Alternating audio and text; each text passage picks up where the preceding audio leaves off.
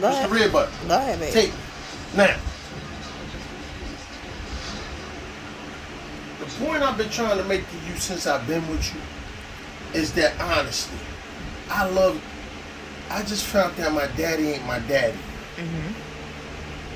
After 54 years. But he could have let me out of this mental and emotional jail I was in 40 years ago when I was 14 when I asked him, why don't you love me and why you treat me like that? Right. He could have told me then that he wasn't my father. Okay. I'd have been like, cool. I knew it. I just needed to hear it. So when I constantly say to you, I need to hear it, I take you for your word. See, I took him as my father because I was told he was my father. Right. But I knew right here he wasn't because of the way he treated me. Of course you So knew. when I'm telling you, you say I'm the best man you ever loved, and I'm the only man you ever loved, Yes. and I'm the greatest man, and I'm this, I'm that. If I'm telling you I need to hear it, what's the problem?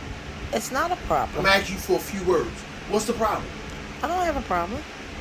Why you get mad when I say I need to hear from you once a day? I'm not getting upset. I tell you, you just If don't. I've been told if I I'm was telling you shit, something, if I was told I was in shit for 40-some years, for 54 years, my mother don't tell me I am in shit, and I've only heard it from a few people in my life, that means I ain't hear it that much.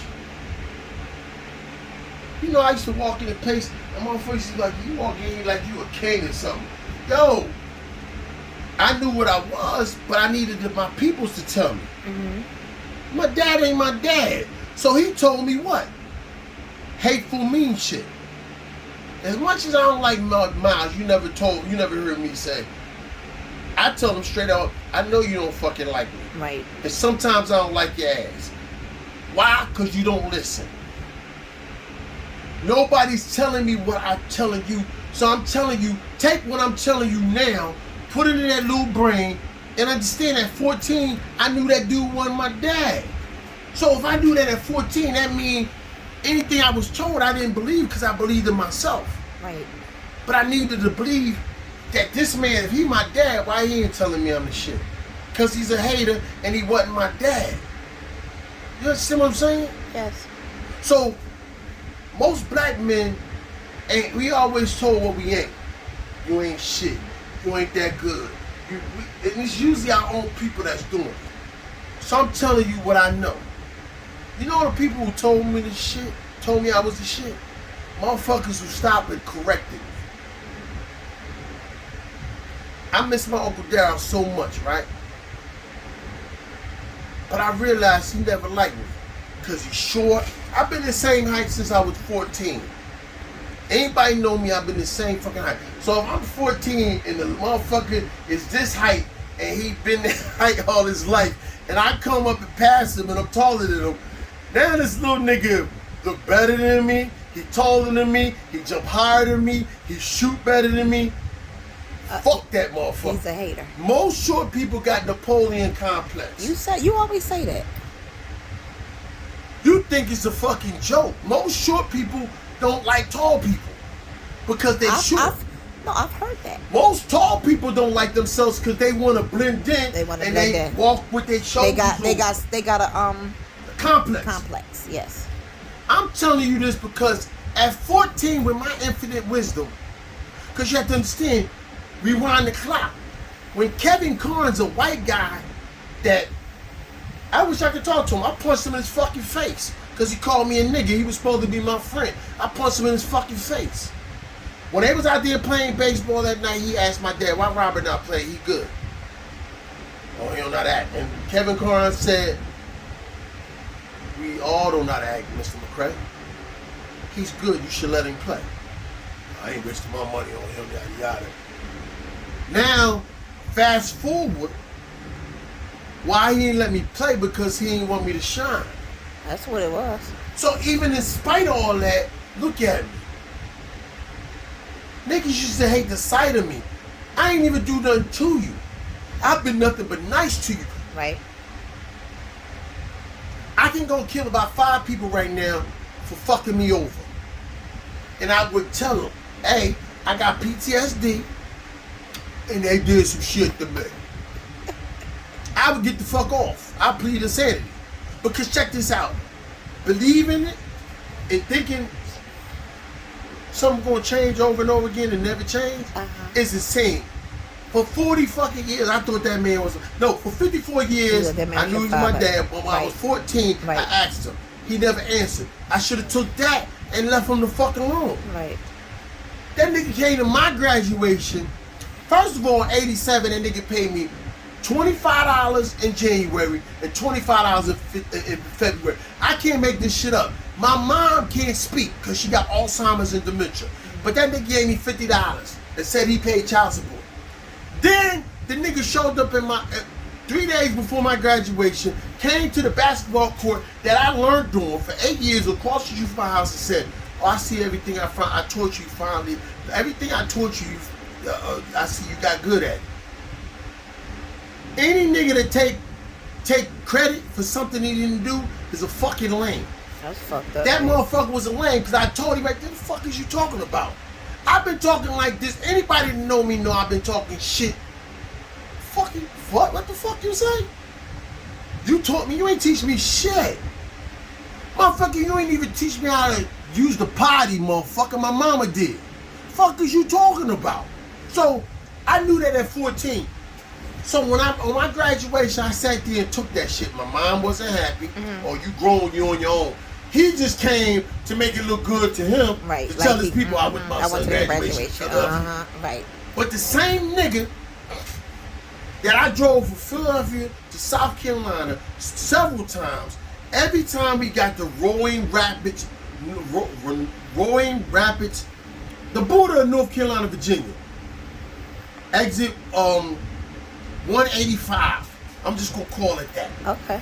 That's the first mile marker in North Carolina. Every time that we get to that mile marker when I drove down south, he would be like, "Yeah, man, me and Ace used to take off on Fridays, ride from Philly to get to North Carolina because all the men's was in the field, all them Army squares was in the field. We was fucking all they women, yada yada."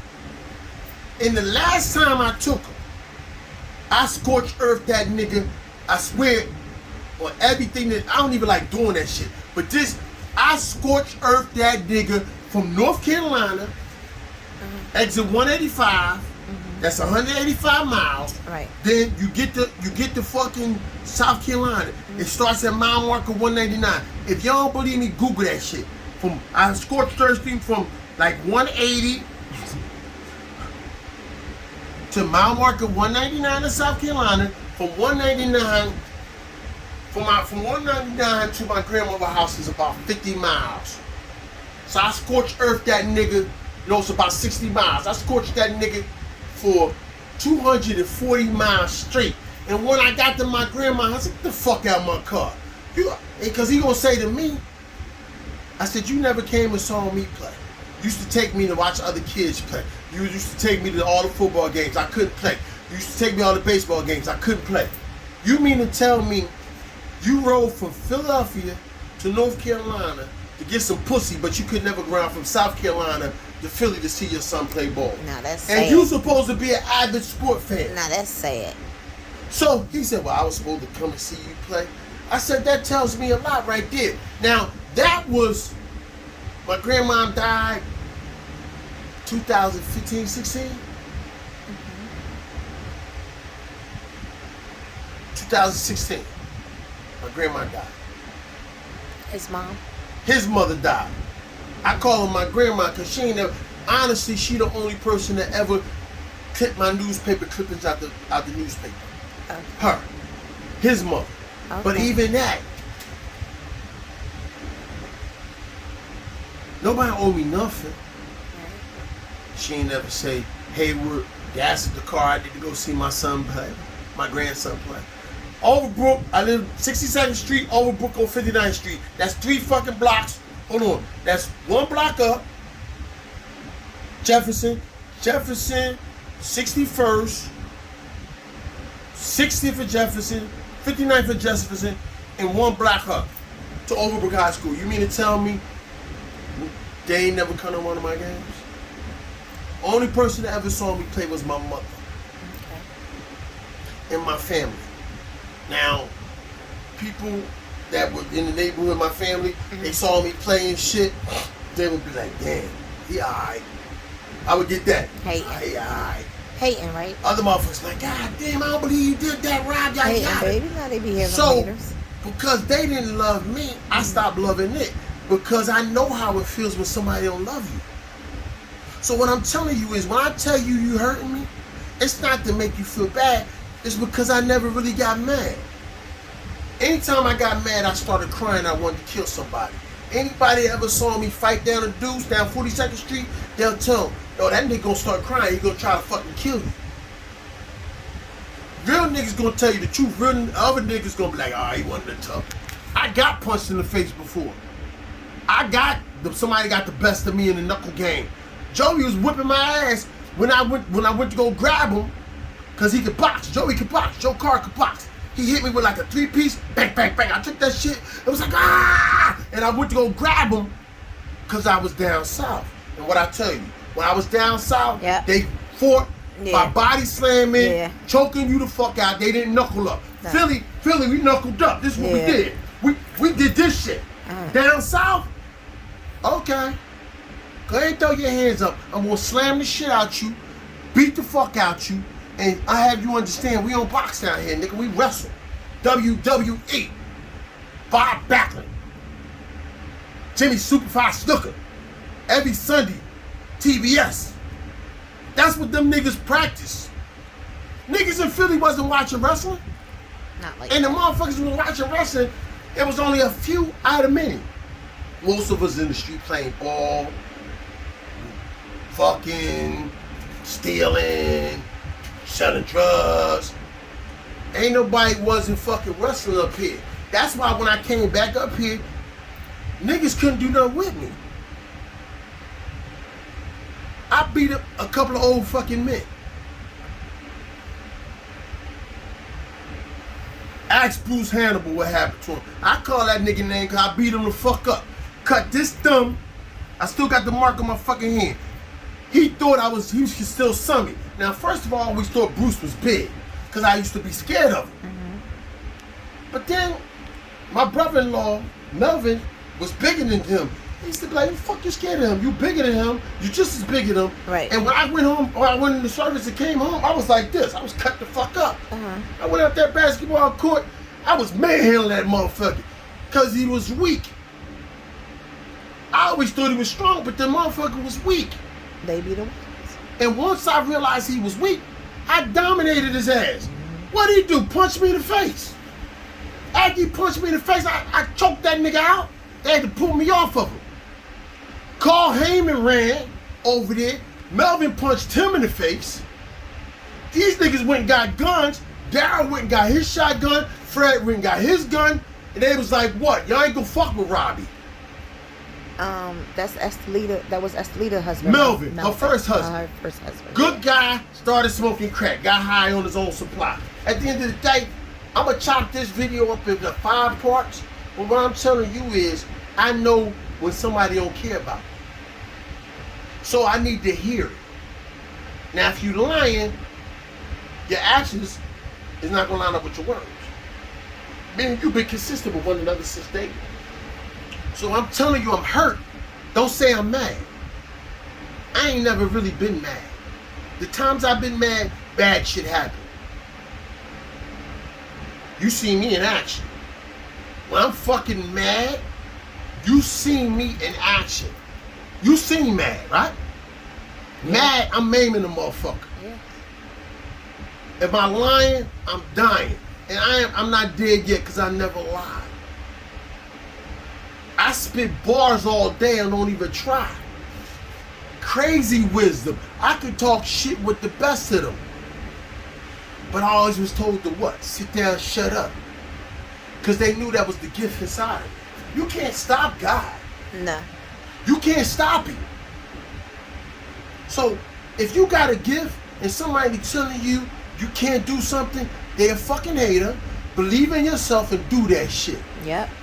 Loving yourself is the greatest love of all. All I had to listen to Muhammad Ali. Not Whitney Houston, because she hijacked that song. Muhammad Ali and George Benson wrote that song to motivate young black men. But just like everything, a woman come and snatch it, put a twist on it. Oh, love yourself, girl, love yourself. It wasn't written for you. It was written for black men. But we so unable to express how we feel. A lot of stuff was hijacked. I could go on and on for days because this is my gift. I don't want nothing. Whatever gonna come to me, what God got for me, no man asunder. So anybody on the video, anybody who might not like me, they can't stop God. Undefeated. Since the beginning of the time. Call him Allah, call him Buddha, call him Jehovah, call him whatever you want to call him. One thing I'm trying to be clear about when I keep trying to tell you, you can't stop love, because God is love. God is love. You can't stop love. But you can tell somebody how you feel, and if you don't love me, I'm still gonna love you, but I'm just not gonna fuck with you. I want nothing bad to happen to none of them. Not a one. Depending on what day of the week, if they call me and need me, depending on how I'm feeling, you already see I done circumvent not fucking with them because I love them.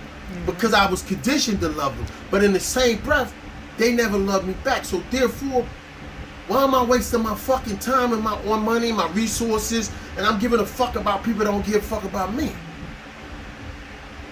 I ain't never been crazy. People always want to label. When you don't understand something, they say you judge. Oh, he's very judgmental, or he fucking crazy. Him or her are fucking judgmental and they crazy. When you call somebody on their bullshit, they always say you judge them.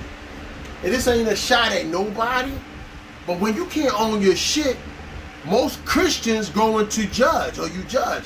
No, if you say you don't smoke no more, and then I see you smoking, and I call you on that shit, am I judging you or just calling you on your shit? On your shit. You said you didn't smoke Fuck no is more. we talking about?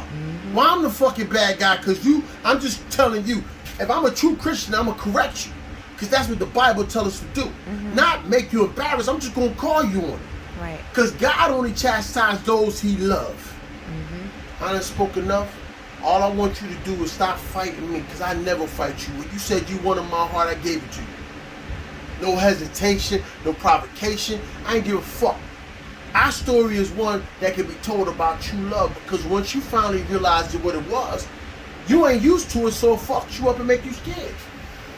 At the end of the day, I love you, and there's nothing you can do to me, because it already was done, and it didn't kill me. So if I love you, I love you. I love you. If you do me wrong, I love you enough to forgive you. I'm not gonna do Because that. I know you are a human being. We are born in a sin. The church and all these places that's messed up, they messed up because of the simple fact that people don't want to own their shit. And they want to put on this facade like they one thing and it's something altogether different. I'm a fucking whore. I love women since I was a baby. I used to play with old lady titties. I love fucking women. So if I'm a whore for loving women, so be it. But I ask you something. Ask any woman, have I ever took pussy from her? Because my philosophy always be, I want you to give yourself to me. Now I did, oh, please stop. I don't want to do this, stop. Don't stop, baby. I don't want to do it. No, stop. What are you doing? You're getting my fucking nerves. Oh, you Captain Morgan me? Yeah, I'm Captain Morgan, you fucking whore. You love this dick, don't you? Yeah, I fucking did it. But I never took pussy. I ain't never take pussy from any woman that say I took pussy, the bitch lying. Cause I'm a man.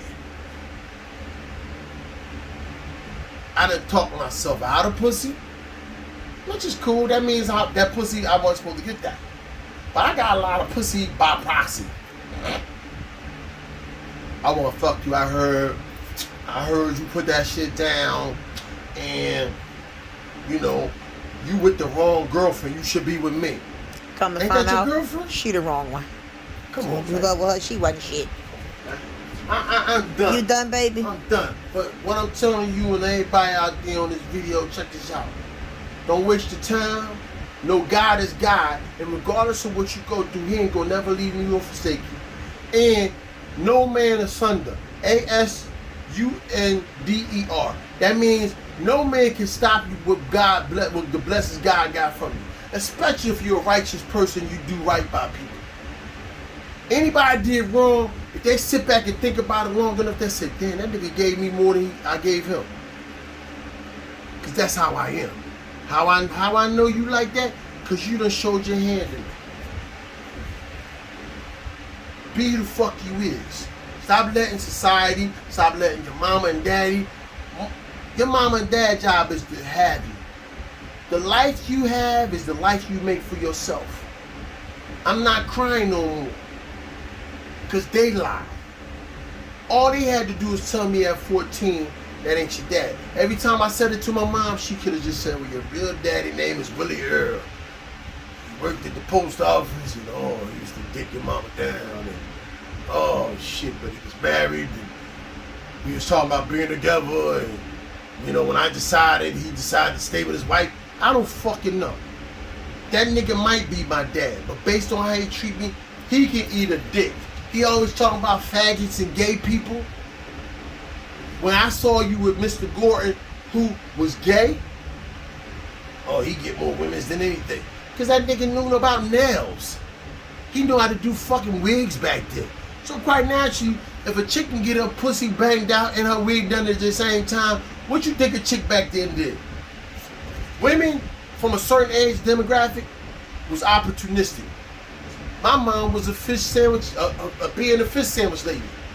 She ain't want shit else. You give my mom a being a fish sandwich, she give y'all the pussy she want. I didn't see this shit. So when I'm in the street and the nigga say, oh man, my Uncle Willie, my uncle I'll be fucked your mom, and all he gave up was a fish sandwich and a beer. I was like, alright. You know why my mom did that? Because she used to tell me, I could have got more, but then that nigga would act like he owned me. I went through that with your father. I said, but you was happy, and we had a home, our lights was on, we wasn't poor. Well, I'd rather be in the dark than a motherfucker beating on me. Exactly what she said. I don't got nothing to say. But y'all, I'm going to chop this up, and y'all take care.